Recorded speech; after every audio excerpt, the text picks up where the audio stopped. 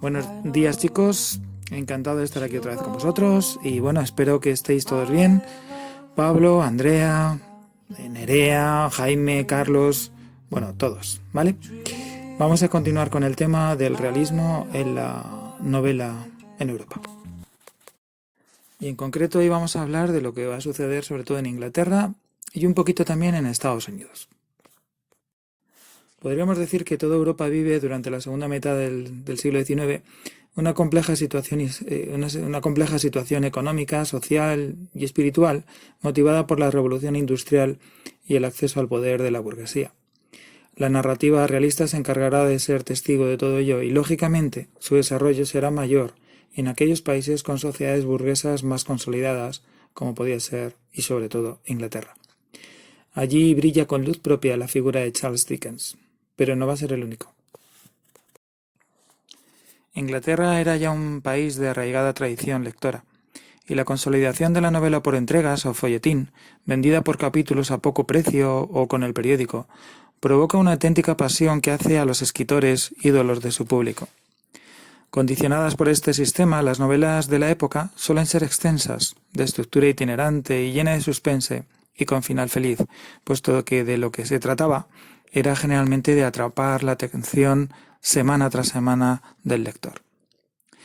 Y Charles Dickens es un perfecto ejemplo de este nuevo tipo de escritor de éxito, cuyas entregas mensuales esperaban ávidamente los lectores.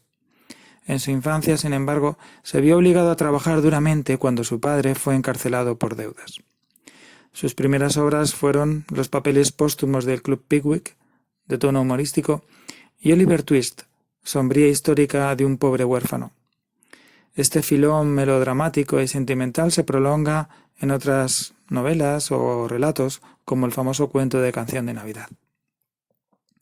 Más adelante escribiría sus mejores novelas, como la autobiográfica David Copperfield, que escribe a mediados del siglo XIX, entre los años 49 y 50, ¿no? 1849 y 1850, y otras obras también. Dickens se configura así como el gran escritor de la época o de la Inglaterra victoriana, la época quizá de mayor esplendor del Imperio Británico, pero también una época en la que predomina una moral muy, ¿cómo os diría?, muy rigurosa, ¿no? Y también bastante hipócrita, en la que de fondo aparecen esas desigualdades sociales terribles que, digamos, establecen o que provoca la propia revolución industrial.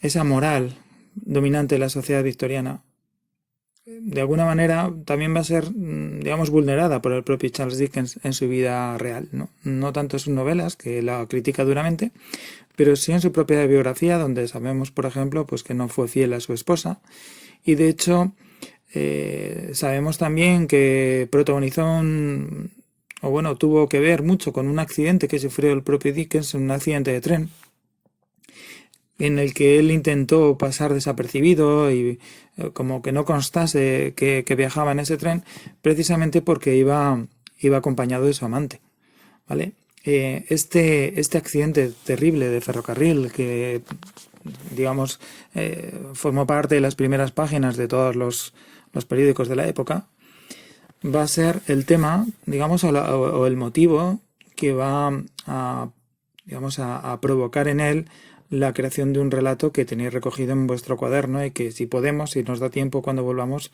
pues leeremos, que es el relato del El guardavías, ¿no? Que tiene mucho de autobiográfico. En Dickens vemos las principales características de esa novela del realismo, que caracterizada por el retrato de la sociedad y preocupado especialmente por las desigualdades y las injusticias sociales.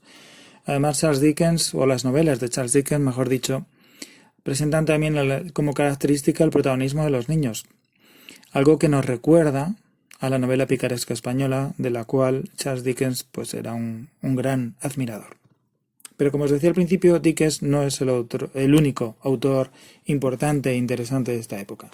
De hecho, nos vamos a encontrar sobre todo con unas mujeres que yo considero especialmente interesantes, como fueron las hermanas Bronte. Las hermanas Bronte compartieron una infancia muy desgraciada. Las tres eran tres hermanas, por varios motivos, pero fundamentalmente por la muerte de dos hermanas mayores que ellas, que murieron de forma muy prematura, siendo muy jóvenes, y también de la madre, que murió con menos de 40 años, no sé si sabes si por un cáncer de estómago o algo parecido, ¿vale? El caso es que fue una infancia muy triste, quedaron a cargo de su padre, que era un hombre de una mentalidad muy religiosa y calvinista, y también junto a una tía suya y un hermano que también se dedicó a la literatura y sobre todo a la poesía, ¿vale? Pero bueno, las que van a llegar a ser famosas van a ser, como os digo, tres hermanas que se llamaban Emily, Charlotte y Anne. Las tres quizás se van a refugiar en la literatura y en la novela precisamente para escapar de esos sufrimientos y de esas penurias que vivieron, y la literatura la entienden como una especie de, digamos, de liberación de sus inquietudes y de sus pasiones también, ¿vale? Lo curioso en este caso, aparte de lo que os acabo de comentar de su infancia, pues tan triste, tan desgraciada, es que ellas consiguieron ser reconocidas firmando sus obras como si fuesen hombres, ¿no? Hasta que en un momento dado uno de sus editores citó a una de ellas, pensando que era un hombre, y se quedó absolutamente perplejo cuando se presentó, ¿no? A pesar de lo que intentó ella de no acudir a la entrevista, pero bueno, cuando vio a una de las hermanas y que efectivamente era una mujer, pues se quedó absolutamente perplejo, y luego se enteró de que eran tres mujeres las que estaban escribiendo novelas que ya estaban empezando a ser muy famosas.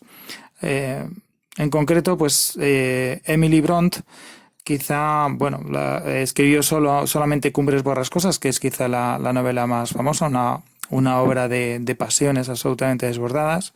Charlotte es la autora de otra de las grandes obras de estas hermanas, que fue Jane Eyre, la primera novela con la que las hermanas consiguieron cierto renombre. Y Anne, que quizá es la menos conocida de las tres y que firmó una novela titulada Anne's Grey. Bueno, como os decía, a finales del siglo XIX, o sobre todo en la segunda mitad del siglo XIX, nos encontramos con la aparición de otras tendencias que se escapan a las características que hemos señalado de la novela realista y de la época victoriana, y que nos situarían en el entorno de lo que vamos a llamar la novela gótica y el decadentismo, como serían Bram Stoker, Oscar Wilde, Sir Arthur Conan Doyle, Rudyard Kipling o Robert Louis Stevenson. De ellos vamos a hablar mejor en el próximo audio, para que no se os haga demasiado largo, ¿vale? Bueno, pues un abrazo y hasta mañana.